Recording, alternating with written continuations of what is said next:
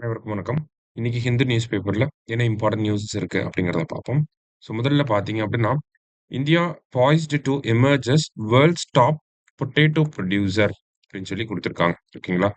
So potato producer உருளைக்கிழங்கு உற்பத்தியில India உலகத்திலேயே முதல் இடத்துக்கு வரப்போறாங்க அப்படிங்கிறத சொல்லியிருக்காங்க. யார் சொல்லியிருக்காங்கன்னா, பெரு அப்படிங்கிற நாட்ட சேர்ந்த ஒரு ஆர்கனைசேஷன் தான் வந்து இத சொல்லியிருக்காங்க. கரண்ட்டா யாரு வேர்ல்டோட பொட்டேட்டோ டாப் ப்ரொடியூசர் யாருன்னா சைனா. ஓகேங்களா? ஸோ நம்ப சைனாவ டிஃபீட் பண்ணிட்டு இந்தியா முன்னாடி வரப்போகுது அப்படிங்கிறத சொல்லியிருக்காங்க. பை 2050 2050ஆம் ஆண்டு வர்றப்போ, இந்தியா வந்து மோர் தென் 100 மில்லியன் டன்ஸ் வந்து பொட்டேட்டோ உற்பத்தியில இருப்பாங்க. உருளைக்கிழங்கு உற்பத்தியில 100 டன்னுக்கு மேல 100 மில்லியன் டன்ஸ்க்கு மேல நம்ம உற்பத்தி செய்வோம். எப்ப அப்டின்னா 2050ஆம் ஆண்டுல அப்டிங்கிறத சொல்லியிருக்காங்க. ஜஸ்ட் என்ன அப்டிங்கிறத தெரிஞ்சுக்கோங்க. அடுத்தது Mumbai Ahmedabad bullet train project hits milestone அப்டின்னு சொல்லி குடுத்துருக்காங்க. அதாவது மும்பை டூ அகமதாபாத்ல தான் நம்ப இந்தியாவோட ஃபர்ஸ்ட் புல்லட் ட்ரெயின் அப்டிங்கிறது வரப்போது. யாரோட உதவியின் மூலியமா நம்ம இத பண்றோம் அப்டின்னா, ஜப்பானோட உதவியின் மூலியமா நம்ம இத பண்றோம். சரிங்களா? இது முக்கியமான விஷயம். எந்த கண்ட்ரி நமக்கு ஹெல்ப் பண்றாங்கன்னா, ஜப்பான் தான் நமக்கு ஹெல்ப் பண்றாங்க. சரியா? Mumbai to Ahmedabad bullet train பார்த்தீங்கன்னா, கிட்டத்தட்ட ஆ ஏறக்குறைய 300 கிலோமீட்டருக்கு பாலம் மட்டும் போட்டிருக்காங்க. பிரிட்ஜஸ் மட்டும் கட்டியிருக்காங்க. சரிங்களா? ஏன் இவ்ளோ கிலோமீட்டருக்கு பிரிட்ஜஸ் மட்டுமே கட்டியிருக்காங்க அப்படின்னு பார்த்தீங்கன்னா, இந்த மும்பை டூ அகமதாபாத் இந்த புல்லட் ட்ரெயின் வழித்தடத்துல ஏறக்குறைய 14 நதிகள் வந்து இருக்கு. ஓகேங்களா? இந்த 14 நதிகளையும் கிராஸ் பண்றதுக்கு நம்ம ஏறக்குறைய 300 கிலோமீட்டருக்கு பாலங்கள் கட்ட வேண்டியதாக இருந்திருக்கு. அந்த பணிகள் இப்ப முடிச்சிருக்கு அப்படிங்கிறது தான் இந்த செய்தியில குடுத்திருக்காங்க. அதுதான் ஹிட்ஸ் மைல்ஸ்டோன் அப்படின்னு சொல்லியிருக்காங்க. சரியா? ரைட். அடுத்ததா பார்த்தீங்க அப்படின்னா, ஜெயந்த் நார்லிக்கர். இந்தியாவோட ஒரு ஆஸ்ட்ரோபிசிசிஸ்ட் அப்படின்னு சொல்லலாம் இவர. சரிங்களா? முக்கியமான ஒரு நபரு. இவரு கூட ஃபேமஸா பார்த்தீங்க அப்படின்னா, ஹாயில் நார்லிக்கர் அப்படிங்கிற இந்த தியரிய வந்து சொல்லியிருப்பார். Oil Narlikar theory of gravity அப்படின்னு சொல்லுவாங்க. ஓகேங்களா? தியரி ஆஃப் கிராவிட்டிய வந்து பப்ளிஷ் பண்ணியிருப்பாரு.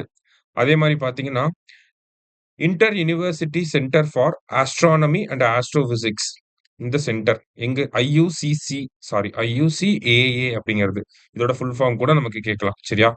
எங்க இருக்கு அப்படின்னு பார்த்தீங்கன்னா, பூனேல இருக்கு. ஓகேங்களா? இத வந்து எஸ்டாப்ளிஷ் பண்ணி இதோட ஃபர்ஸ்ட் டைரக்டரா இருந்தவர் யார் அப்படின்னு பார்த்தீங்கன்னா, நார்லிக்கர் அவர்கள் தான். சரிங்களா? Inter university centre for astronomy and astrophysics அப்படின்னு சொல்றோம். ரைட். முக்கியமான ஒரு நபர். இவர பார்த்தீங்கன்னா, பத்ம பூஷன் விருது வந்து 1965ல வாங்கியிருப்பாரு. யுனெஸ்கோவோட காலிங்கா பிரைஸ் எதுக்காக குடுப்பாங்க அப்டின்னா, சயன்ஸ பாப்புலரைஸ் பண்றதுக்காக இந்த காலிங்கா பிரைஸ் அப்டிங்கிறத குடுப்பாங்க. சரியா? அத 1996ல வாங்கியிருக்காரு. Prix Jules Janssen award France வந்து குடுப்பாங்க. சரிங்களா? அந்த விருத வந்து 2004ல வாங்கியிருக்காரு. அடுத்ததா சாகித்ய அகாடமி பிரைஸும் வாங்கியிருக்காரு. சரிங்களா? அ சார் நகரன் டேல் மஸே விஸ்வா அப்படின்னு சொல்லி மை டேல் ஆஃப் 4 சிட்டீஸ் அப்படிங்கிற இந்த புத்தகத்துக்காக சாகித்ய அகாடமி விருதும் வாங்கியிருக்கார். சரியா? அவர பத்தி தான் இங்க குடுத்திருக்காங்க. அடுத்ததா அதே மாரி இன்னொரு முக்கியமான சயின்டிஸ்ட் எம்.ஆர். ஸ்ரீனிவாசன். இந்தியாவோட நியூக்ளியர் பவர் பிளான்ட் புரோகிராம் இருக்கு இல்லையா? அதோட முக்கியமான ஒரு ஆர்க்கிடெக்ட் அப்படின்னு சொல்லி குடுத்திருக்காங்க. சரிங்களா? முக்கியமான நபர். அந்த ஒரு புரோகிராம்ல முக்கியமான நபராக இருந்திருக்கிறார். சரியா? இவர் தான் வந்து பார்த்தீங்கன்னா, nuclear power corporation of India NPCIL அப்படிங்கிற அமைப்பு இருக்கு இல்லையா? அந்த அமைப்போட ஃபர்ஸ்ட் சேர்பெர்சனா இருந்தது யார் அப்படின்னா, இவரு தான். சரிங்களா? 1987ல அந்த அமைப்பு உருவாக்கப்பட்டிருக்கும். அந்த அமைப்போட ஃபர்ஸ்ட் சேர்பெர்சனா இருந்தது இவரு தான். இவர பத்தி தமிழ்நாடு ரிலேட் பண்ணி இவரு வருவார். என்னன்னா, கூடன்குளம் அணுமின் நிலையம் இருக்கும் இல்லையா? ஸோ அந்த கூடன்குளம் அணுமின் நிலையம் ஆரம்பிக்கிறதுக்கு முன்னாடி பெரிய அளவுல போராட்டம்லாம் நடந்திருக்கும் இல்லையா? அந்த போராட்டக்காரர்களுக்கு அ எதுக்காக போராட்டம் பண்ணியிருப்பாங்க? இந்த நியூக்ளியர் பவர் பிளான்ட்லாம் சேஃப்டி கிடையாது. ஏன்னா, அந்த 2011 காலகட்டத்தில தான் ஜப்பான்ல ஃபுக்குஷிமா அணு உலையோட பாதிப்புமே இருந்திருக்கும். அதெல்லாம் பார்த்துட்டு நம்ப ஊர்லயும் இப்படி நடந்துருமோ அப்படின்னு சொல்லி மக்கள் ஒரு அச்சத்தின் பேர்ல போராட்டம் பண்ணியிருப்பாங்க. அந்த மாரிலாம் கிடையாது. ஒரு நியூக்ளியர் பவர் பிளான்ட்னா சேஃபா தான் இருக்கும். நம்ப கூடன்குளத்தில வைக்கக்கூடிய அந்த நியூக்ளியர் பவர் பிளான்ட்டோட சேஃப்டி மெஷர்ஸ் என்னலாம் இருக்கு அப்படிங்கிறத பத்தி ஒரு ரிப்போர்ட்ட ரெடி பண்ணியிருப்பாரு. யாருன்னா, எம்.ஆர். ஸ்ரீனிவாசன் அவர்கள்.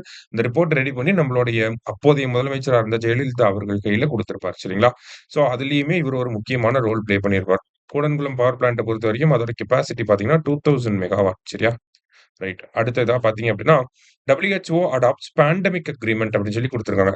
ஸோ பேண்டமிக் அக்ரீமெண்ட் அப்படிங்கிறத நம்ம ரொம்ப நாளாவே அடிக்கடி செய்தியில பார்த்துட்டே இருக்கோம். ஓகேங்களா?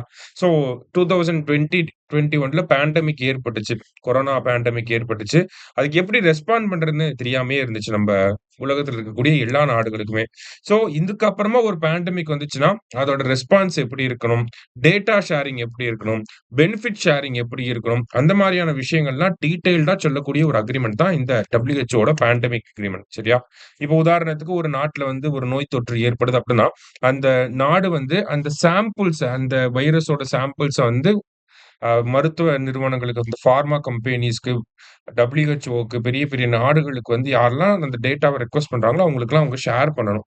ஷேர் பண்றதுக்கு பெனிஃபிட்டா அந்த நாட்டுக்கு என்ன கிடைக்கும் அப்டின்னா, இவங்க அனுப்பக்கூடிய சாம்பிள பேஸ் பண்ணி தான் அவங்க வேக்சின தயாரிக்க போறாங்க. அப்ப அந்த வேக்சின்ல இருந்து இவங்களுக்கு கொஞ்சம் கிடைக்கலாம். இல்ல அந்த வேக்சின எப்படி தயாரிக்கணும் அப்படிங்கிறத இந்த நாட்டுக்கு சொல்லிக் குடுக்கலாம்.